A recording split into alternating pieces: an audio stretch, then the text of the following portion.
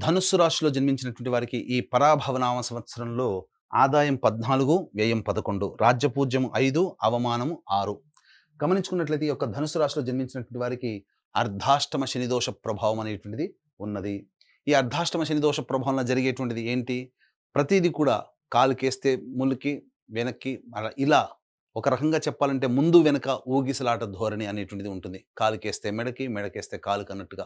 ఏది కూడా ముందుకు సాగకపోవడము.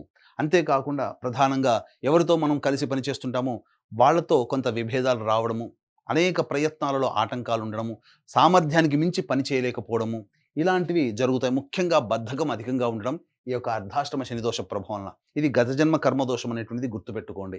అంతేకాకుండా శని యొక్క అనుగ్రహాన్ని పొందాలి అని అనుకుంటే నిజాయితీగా కష్టపడడం, దైవానుగ్రహం కోసం దైవ చింతన ఎక్కువగా ఉండడం అనేటువంటిది చేసినట్లయితే ఈ శని వలన వచ్చేటువంటి సామాన్యమైనటువంటి దోషాలు కూడా చాలా మటుకు తగ్గుముఖం పడతాయి. అయితే ఇక్కడ తృతీయ స్థానంలో రాహు సంచారం డిసెంబర్ 5 వరకు ఉండడం వల్ల ఏ ప్రయత్నం చేసినా ముందడుగు వేసే అనుగ్రహం ఉండడం, తద్వారా ముందడుగు వేసిన తర్వాత ప్రతి ప్రయత్నంలో ఆటంకాలు వస్తాయి. కానీ మొక్కవోని ధైర్యంతో ముందడుగు వేస్తే ఈ రాహు ఇచ్చేటువంటి శుభ ఫలితాలు, మధ్యలో వచ్చేటువంటి గురువు కూడాను అనుకూలంగా కొన్ని సమయాల్లో ఉంటాడు. కాబట్టి అటువంటి విధంగా మీకు యోగదాయకంగా ఉంటుంది.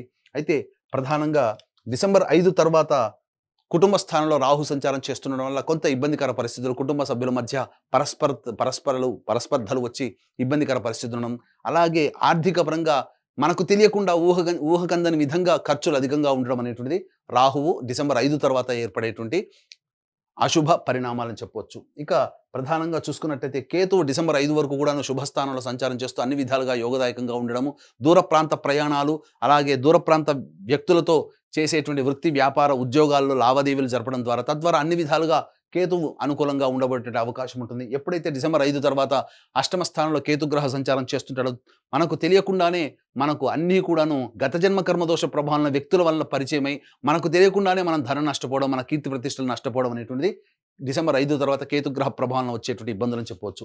ఇక గురువు గ్రహం దగ్గర గనక చూసుకున్నట్లయితే ప్రధానంగా మే 31వ తారీఖు వరకు గురువు సంపూర్ణంగా యోగించబోతున్నాడు. రాహు సంపూర్ణంగా యోగించబోతున్నాడు. కేతువు యోగించబోతున్నాడు. ఒక శని ప్రభావం అనేటువంటిదే ఇబ్బందికరంగా ఉంటుంది. కాబట్టి దైవానుగ్రహం, అదృష్టం రూపంలో గురువు సంచార ప్రభావం మీకు అనుకూలంగా ఉన్నటువంటి కారణం చేత మీరు చేసే ప్రతి ప్రయత్నమైనప్పటికీ కూడా మీ యొక్క ఇష్ట దైవానికి ప్రార్థన చేసుకొని, పెద్దల యొక్క ఆశీర్వచనం చేసుకొని, మే 31వ తారీఖు లోపల ఏ పని తలపెట్టినా ఆ పనిలో విజయం మీదే అవుతుంది. అందులో ఏమాత్రం సందేహం లేదు.